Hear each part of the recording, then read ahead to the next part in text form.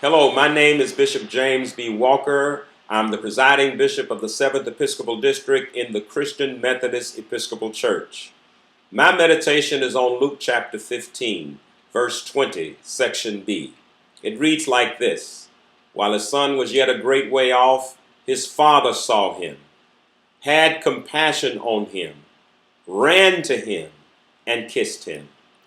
I'd like for us to think about this text in a different way, because I do not believe that Luke is trying to fix a broken son in chapter 15.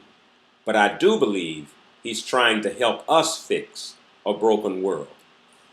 Our world is broken because relationships in our homes, in our churches, in our communities, those relationships are broken.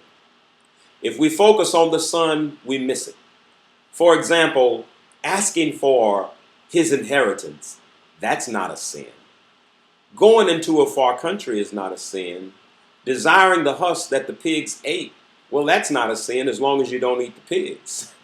And riotous living.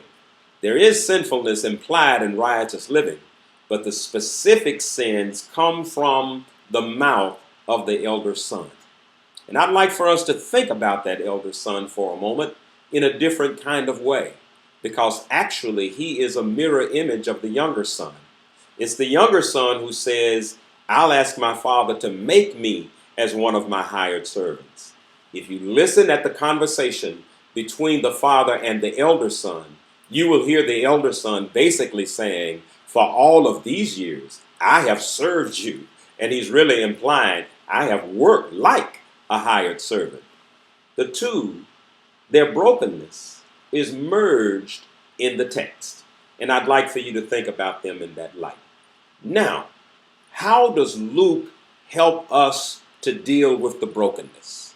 Well, first, there is the acknowledgement from the younger son that basically says, Father, I have sinned against heaven and I have sinned against you.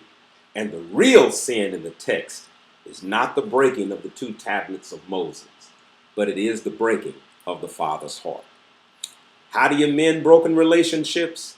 You have to be like the shepherd who goes out after a lost lamb, and when he finds it, throws it over his shoulder. And he says, basically, even though I could drive you or guide you home, I'm going to do the walking for you to make sure you get there.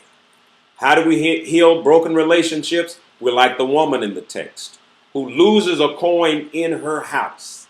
There is no need for her to rush to find this coin because she has the benefit of the familiar. However, because it's lost, she acts with a sense of urgency and a sense of immediacy. Throws everybody out of the house, lights her candles, turns the furniture upside down, and does what's necessary to find that lost coin.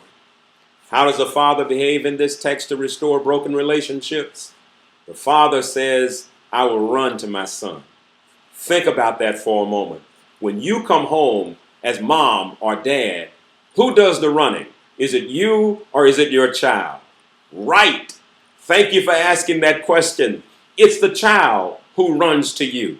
In Greek society and in Jewish society, typically the man would not run.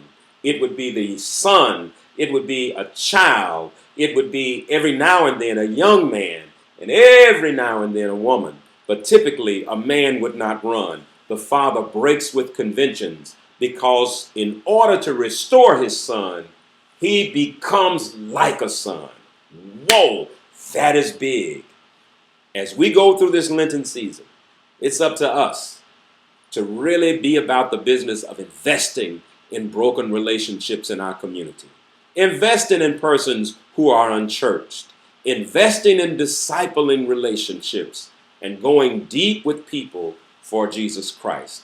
I thank you for listening to this meditation. I hope it has been a blessing to you, and I pray for you as I sit in front of the wall of my relationships, those who have kept me from being broken. God bless you and keep you. Thank you.